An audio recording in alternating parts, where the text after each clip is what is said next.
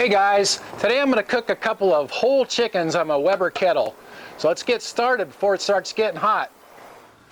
I have 2 whole chickens that I brined overnight right here. I just pulled these out of the refrigerator. That whole bucket fits right into the refrigerator.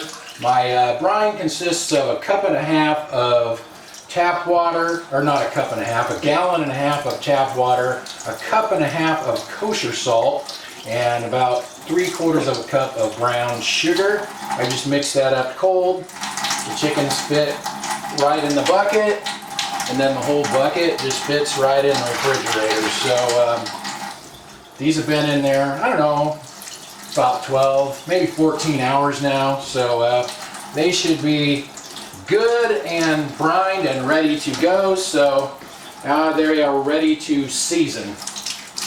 These are 6-pound chickens. They're pretty nice looking ones. The rub I'm going to use on this is the rub from the J. Christopher Company.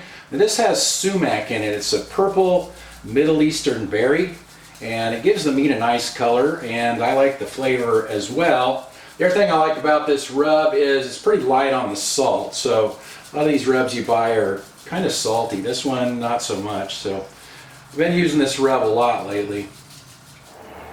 I usually use Royal Oak lump charcoal when I cook chicken, but I couldn't find it, so this is the one I'm using today. It's Full Circle Market hardwood lump. I've used this a couple times, and I like it. It seems to get really hot, so I'm going with that. We'll see how it works out.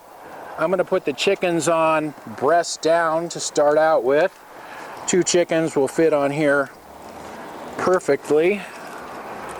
And I'm not using any wireless thermometers or anything fancy for that. There's no water in my slow and sear.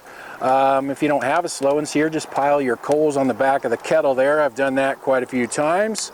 And let's see, I think I'm just going to start out with the vents wide open and just kind of keep an eye on this and see how it goes. It has been 45 minutes, so let's check on these. Wow, those look good. I still have the vents wide open. This charcoal, this lump charcoal, burns really hot. That temperature gauge on the top of the grill is just pegged 600 degrees. So looks like the skin is getting nice and crispy on these babies. So we'll flip them over here. Let them finish up on their backs here.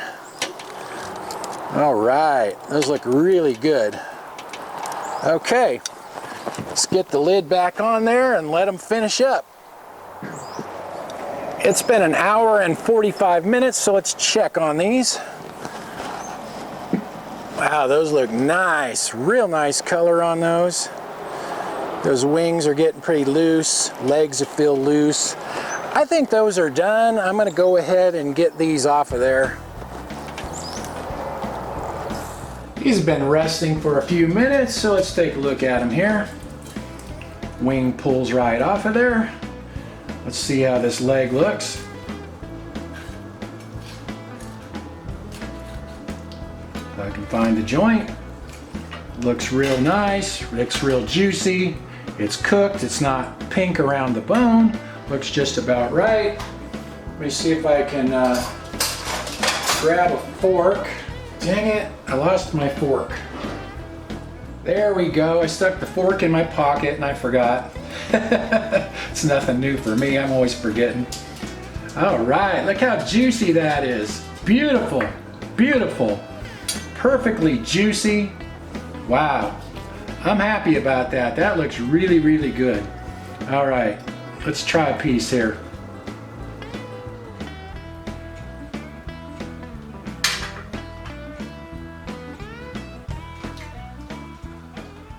That chicken turned out pretty close to perfect, I think.